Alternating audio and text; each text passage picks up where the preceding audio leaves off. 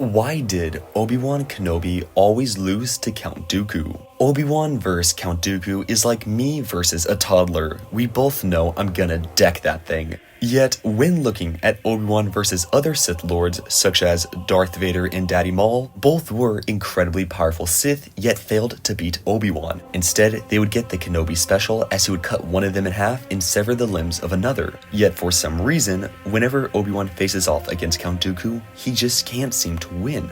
But why is that? While many might assume that because Obi-Wan beat Anakin, who earlier in the movie beat Dooku, should by common logic be able to defeat Dooku with relative ease, this isn't the case. You see, for Obi-Wan when he fought Anakin, the odds were not in his favor in the slightest. Obi-Wan at this time was going up against the newly knighted Sith Lord Darth Vader, who just recently led a successful charge against the Jedi Temple, killing many powerful Jedi. Oh yeah, and he's also the freaking chosen one. And Obi-Wan, not to discredit Space Jesus, isn't nearly as powerful. Even Sidious himself thought that Anakin would absolutely slaughter Obi-Wan on Mustafar. These reasons, paired with the fact that Force-wise Obi-Wan was incredibly weak compared to even a normal Jedi, made almost everybody believe that Obi-Wan would lose to Anakin. Yet, as we saw, Kenobi would beat him, as he used Anakin's arrogance and pridefulness to lure him into a trap, where he would kebab him and burn him medium rare. He played on a weakness that Anakin never polished out, and Anakin paid for it. And this defeat, as I've mentioned, came as a surprise to many people, including Palpatine.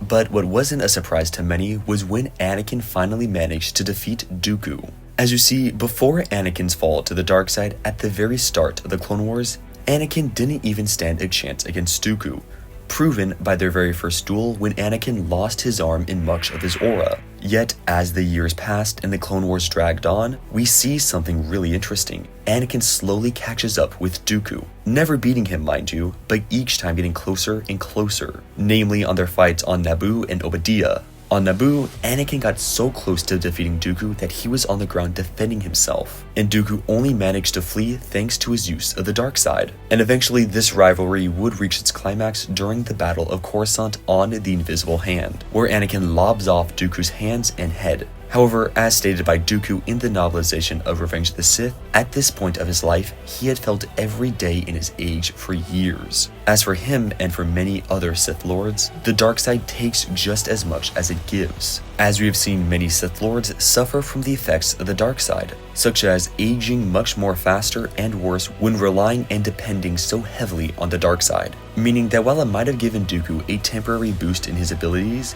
it also meant that it would bite him in the butt 10 times harder. It should also be stated that for Anakin, he held a lot of raw and unrefined potential in the light and dark side. His theoretical limits of the Force was practically limitless, while Obi-Wan on the contrary was not nearly that lucky. For Kenobi, he always had to put in the extra work throughout his entire life, due to his natural low Force sensitivity. This made it so a common Force ability like Force Push would have been much harder for Obi-Wan to do when compared to a character such as Yoda or Anakin. And Dooku, as we've seen, was very powerful in the Force, as he's one of the most proficient users of Force lightning.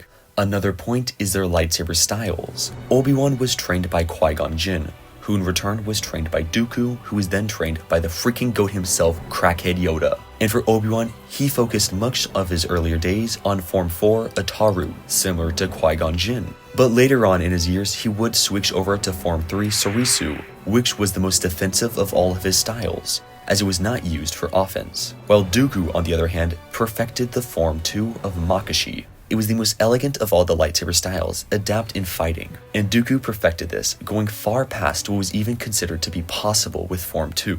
A prime example of this is when he maxed Yoda on Geonosis and held his own for some time, a feat that even impressed Darth Sidious. And for Dooku, he had studied Form 2 Makashi his entire life, while Obi-Wan, on the other hand, had only started his training of Form 3 about 3 years prior to Attack of the Clones, which resulted in a massive and crazy learning curve between the two. Yet, similar to Anakin, as the Clone Wars progressed, Obi-Wan's power would grow exponentially. However, never to the point of Anakin or Dooku. Yet, with that being said, the next time Obi-Wan fought Dooku following their battle on Obadiah, Dooku was deeply surprised by how far Obi-Wan had come in mastering Form 3. Yet even with this boost in combat, Obi-Wan would still be no match for Count Dooku.